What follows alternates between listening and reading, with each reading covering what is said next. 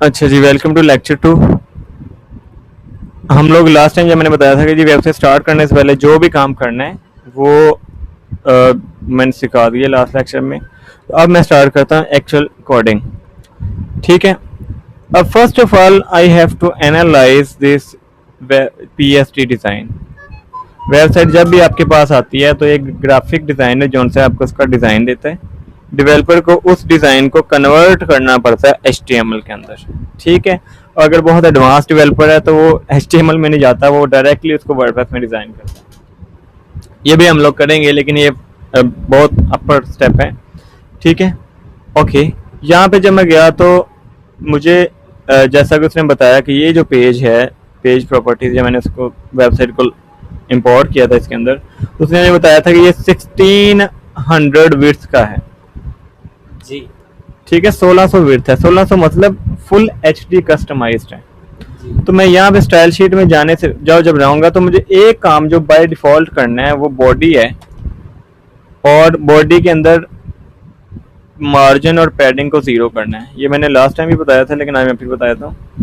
Body के अंदर margin और पैडिंग को ज़ीरो करना है। ये क्यों करना है ये मैं बताता हूँ। अगर मैं ये चीज़ नहीं करता और मैं इस सोर्स कोड में आके यहाँ पे लिखता हूँ आई एम ज़ीशान, ठीक है, क्योंकि मैं कैप्स लॉक ऑन किया हुआ है, आई एम ज़ीशान। ये मैं जब लिखता हूँ तो जब मैं इसको रिफ्रेश करूँगा इस पेज को, तो क्योंकि ये इम्प्लीमेंट हो चुकी है स्टाइल शीट उसके साथ, मैं आपको ज़रा क्लियरली दिखाता हूँ। अगर मैं इसको H1 में लिख देता हूँ,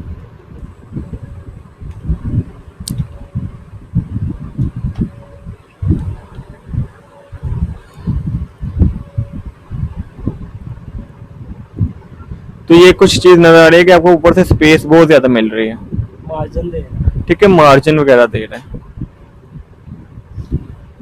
ये देखो, विदाउट उसके मैं जब सेव किया है तो ये देखो इस साइड से भी मार्जिन दे रहा है और इस साइड से भी मार्जिन दे रहा है। जी ठीक है।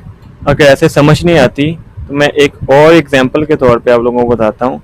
यहाँ पे जब मैं इमेज लगाऊंगा ना तो मेरा वाइट बैकग्राउंड साथ आएगा उसके, क्यों? उस मार्जिन की वजह से। वो वेबसाइट को उस तरीके से डिज़ाइन करेगा। मैं सपोज टू बी इसमें जो इसकी अपनी पिक्चर्स होती हैं,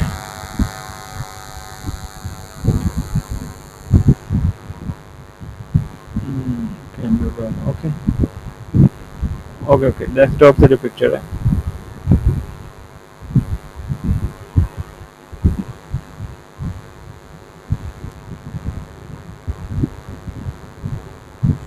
मैं ये ले लेता हूँ सिर्फ दिखाने के लिए।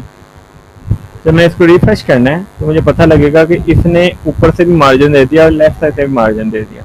जी तो उस चीज़ को ख़त्म करने के लिए कि ताकि मेरी वेबसाइट बिल्कुल पूरी पूरी आए, तो मैं यहाँ पे ये कोड जो मैंने लिखा था वो डालूंगा। अब जब मैंने इसको सेव किया तो then I just came to know कि जी बिल्कुल एडजस्ट कर लिया उसने कुछ को उसके साथ। इस ये चीज़ जो सी है ये आपको बिल्कुल एग्जैक्टली समझ आ जानी चाहिए कि क्यों हम लोग ये करते हैं, और सबसे पहले काम भी यही करना है कोडिंग करते वक्त। दूसरा स्टेप, एक चीज़ याद रखो, जब भी मुझे यहाँ पे क्लास बनानी है, क्लास फॉर व्हाट के, क्लास मतलब है कि मैं एक उसके नेम से बार बार उसको यूज़ करूँगा बजाय कि कोडिंग बार बार लिखूँ। तो मुझे उसके लिए फुल स्टॉप के साथ नाम जो लिखूँगा ये क्लास होगी मेरी। अगर मैं पूरी वेबसाइट में पैराग्राफ की स्टाइलिंग करना चाहता हूँ कि जहाँ जहाँ पे पैराग्राफ का टैग आए, तो मैं बाय डिफ़ॉल्ट उसका जो ये टैग है पी, यानी कि विदाउट स्टॉप, जो फुल स्टॉप है उसके मैं लिखूंगा तो ये बाय डिफ़ॉल्ट उसको उठा लेगा। ठीक है। ये बाय डिफॉल्ट है। हाँ, बाय डिफ़ॉल्ट, यानी कि मैं अगर यहाँ पे साइज फिक्स कर देता हूँ कि जी फाउंट साइज ये हो, फाउंट साइज जो सा 16 हो, 18 हो।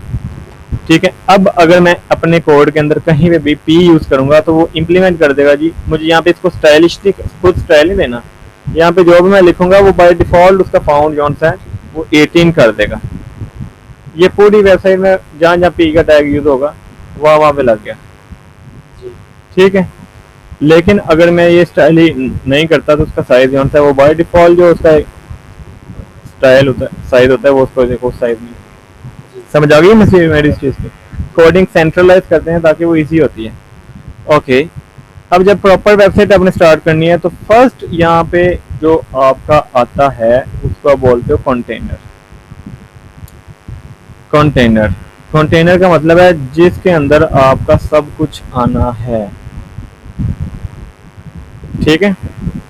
कंटेनर कंटेनर इसके अंदर मैं इसकी विड्थ जो सी है फिक्स कर देता हूँ। वैसे मैं 100% भी दे सकता हूँ कि वो खुद ब खुद एडजस्ट कर ले। तो मैं अभी 1600 पिक्सल जो सी है वो मैंने उसमें फाइंड किया है, वो फिक्स करता हूँ।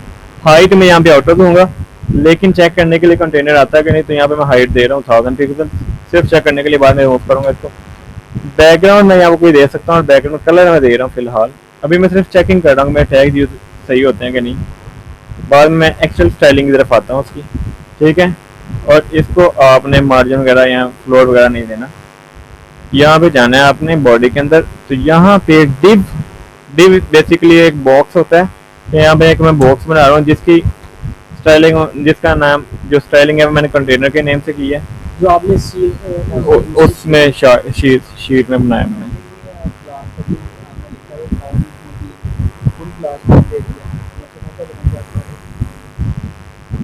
वो ऑटोमेटिकली उठाता है।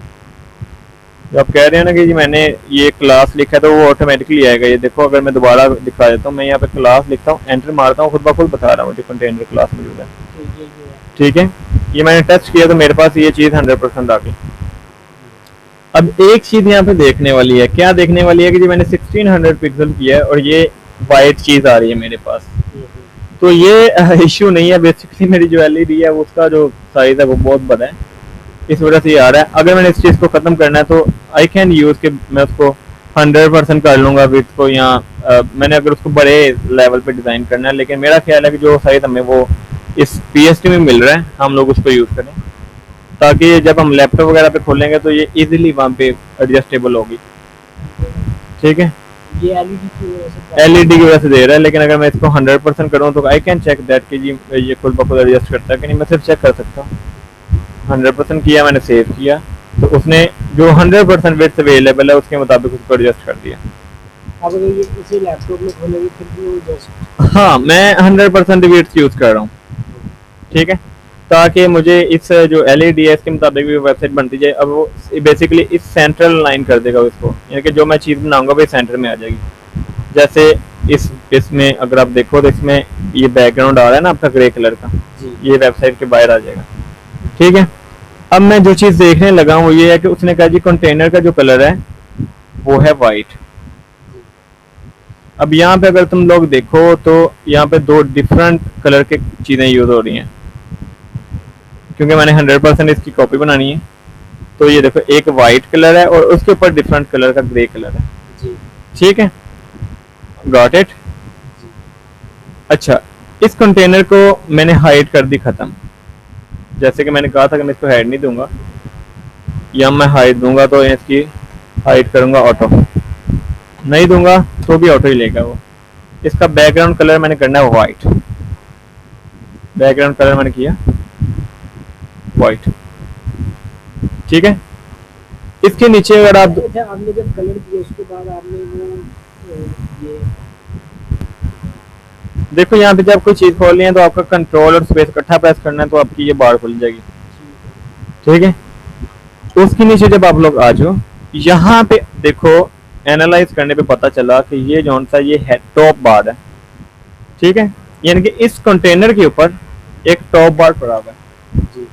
ये कंटेनर मैं किस लिए कर रहा हूँ ये भी मैं आपको इसका थोड़ा क्लियर करूंगा कि जब मैं जूम इन और जूम आउट करूंगा तो मेरी चीज़ें टूटेंगी नहीं, यानी कि कुछ चीज़ें इधर नहीं चले जाएंगी, कुछ चीज़ें इधर नहीं चलेंगी, वो इस बॉक्स के अंदर ही रहेंगे और अंदर की तरफ ही जूम इन होंगी या जूम आउट होंगी, ठीक है। वेबसाइट की एग्जाम्पल देखनी है तो मैंने लास्ट टाइम बताया था कि किंग एडवर्ड की कुछ मेडिकल यूनिवर्सिटी की जो साइट है वो टोटली HTML में बनी हुई है, रिस्पॉन्सिव भी नहीं है, और जब मैं इसको ओपन करता हूँ ये जस्ट केम टू नो कि तो उसने 100% विड्थ में कलर दिया हुआ है। जब मैं इसको मिनिमाइज करता हूँ तो वो जो है यहाँ पे आपको नज़र आ रहा है कि जी एक ही बॉक्स के अंदर जूम इन और जूम आउट हो रही है, ठीक है। चलो अब हम मिलते हैं नेक्स्ट लेक्चर में, अपना ख्याल रखिएगा, अल्लाह हाफ़िज़।